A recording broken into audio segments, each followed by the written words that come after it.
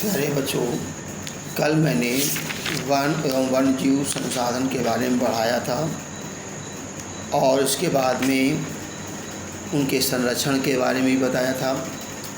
आज उनके वितरण के बारे में बताने जा रहे हैं। वन एवं वन्यजीव संसाधनों के प्रकार और वितरण।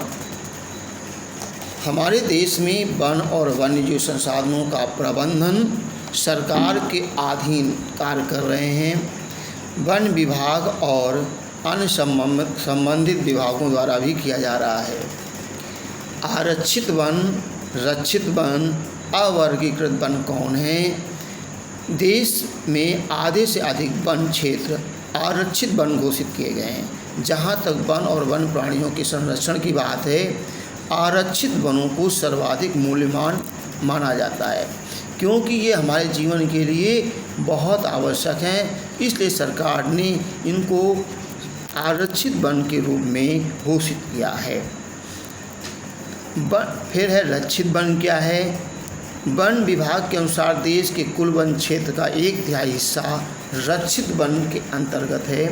इन वनों को और अधिक नष्ट होने से बचाने के लिए इनकी सुरक्षा की जाती है। फिर अवर्गीकृत वन कौन है? अन्य सभी प्रकार के वन बंजर भूमि जो सरकार, व्यक्तियों, समुदायों के स्वामित्व में होते हैं, अवर्गीकृत वन कहलाते हैं। जो हम सब लोगों के बीच में पाए जाते हैं थोड़े बहुत, वो अवर्गीकृत है। आरक्षित और रक्षित वनों का संरक्षण इमारती लकड़ी, अन्य वन पदार्थों के लिए भी किया जाता है।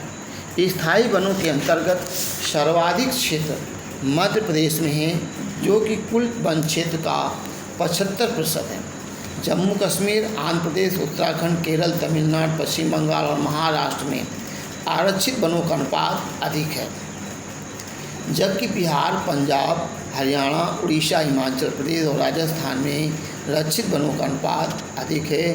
गुजरात और पूर्वोत्तर के राज्यों में वन अवर्गीकृत है, मतलब इधर उधर जो पाए जाते हैं हमारे समाज में वो पाए जाते हैं। स्थानीय समुदाय लोग जिसका प्रबंध करते हैं।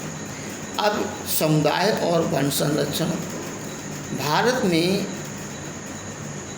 अवस्थित वन अनेक मानव प्रजातियों के आवास स्थल हैं।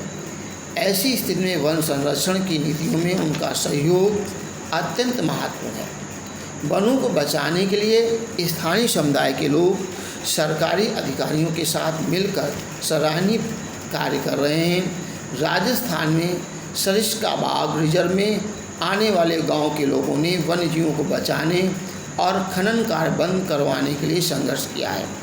राजस्थान में ही अलवर जिले में 5 गांव के लोगों ने 1200 हेक्टेयर वन भूमि पर भैरव देव डाक सेंचुरी बनाकर शिकार पर प्रतिबंध लगा दिया है तथा इस क्षेत्र में अनधिकृत लोगों के आने पर प्रतिबंध लगा दिया है।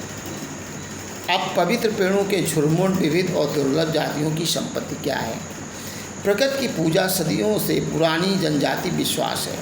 आज भी हमारे देश में तुलसी, पीपल, बरगद आदि की पूजा की जाती है, जिसका आधार प्रकृति के हर रूप की रक्षा करना है। इन्हीं विश्वासों ने विभिन्न वनों को मूल एवं कौमार रूप में बचा कर रखा गया है, जिन्हें पवित्र पेड़ों के झुरमुट देवी देवताओं के वन कहते हैं। वनों के इन भागों में न तो स्थानीय लोग ही घूमते हैं और न ही किसी को वहाँ छेड़छाड़ करने देते हैं।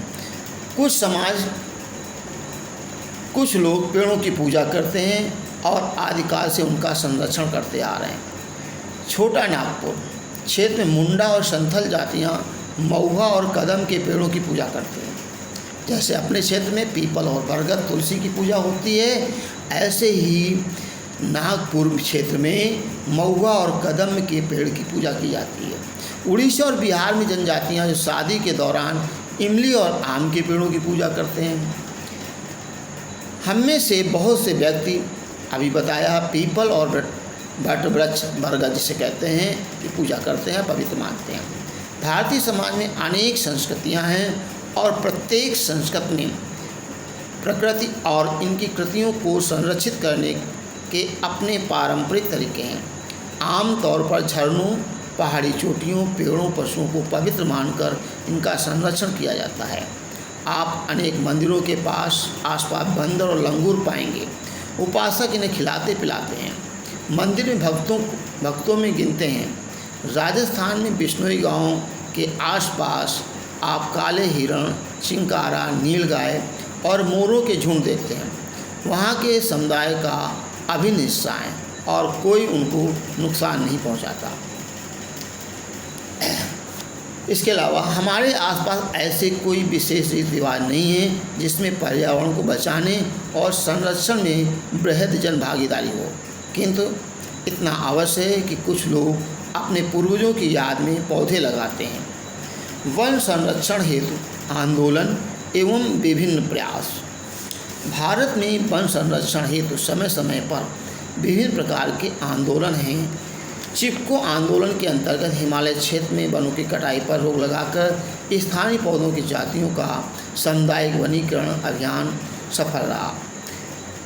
इस प्रकार टिहरी के किसानों के बीच बचाव आंदोलन भी बिना रासायनिक उर्वरकों के फसल उत्पादन में सफल रहा। सन 1988 में पारित प्रस्ताव संयुक्त वन प्रबंधन कार्यक्रम ने क्षरित वनों का प्रबंधन एवं पुनर्निर्माण करने में महत्वपूर्ण भूमिका निभाई है। इसमें सामुदायिक रूप से वनों का संरक्षण एवं उपयोग किया जाता है।